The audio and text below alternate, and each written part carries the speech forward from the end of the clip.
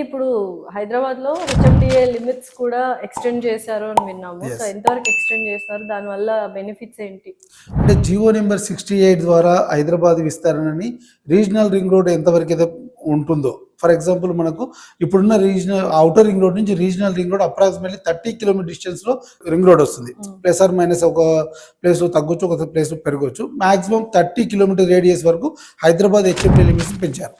ఎందుకంటే Hyderabad HMDA limit పెంచడానికి reason ఏంటంటే ఇప్పుడున్నటువంటి హెచ్ఎం లిమిట్ 15 కిలోమీటర్ వరకు ఉంది ఔటర్ రింగ్ రోడ్ నుంచి. కొన్ని పర్టికులర్ ఏరియాలో 20-25 కిలోమీటర్స్ వరకు కూడా ఉంది.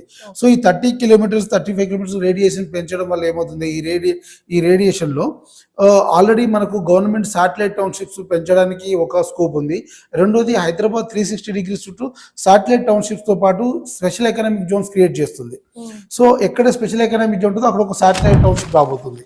సో దానివల్ల ఏమవుతుందంటే అక్కడ ఉన్న ఎంప్లాయ్మెంట్ అక్కడ అర్బనైజ్ అవ్వడానికి, అక్కడే మైగ్రేట్ అవ్వడానికి తోడ్పడుతుంది. సో సిటీ మీద కూడా బర్డెన్ పడే అవకాశం లేదు. ఇవాళ సిటీ ఇంత పెద్దగా పెరిగి ఇంత ట్రాఫిక్ ఇష్యూ అవుతుందంటే పబ్లిక్ అంతా ఒకే దగ్గర మైగ్రేట్ అయ్యారు. సో ఈ ఔటర్ రింగ్ రోడ్ చుట్టూ కానీ, లేకపోతే వద్దున వచ్చినటువంటి త్రిబుల్-ఆర్ చుట్టూ కానీ ఈ శాటిలైట్ టౌన్షిప్ రావడం వల్ల పీపుల్ మైగ్రేట్ అక్కడికి అవుతారు, అక్కడ అర్బనైజేషన్ అవుతుంది. అక్కడ ఉండడం వల్ల ఏంటంటే కొంతవరకు హైదరాబాద్ మీద ట్రాఫిక్ కానీ ఇక్కడ ఉన్నటువంటి ఎఫెక్ట్ అంతా కూడా తగ్గడానికి అవకాశం ఉంటుంది.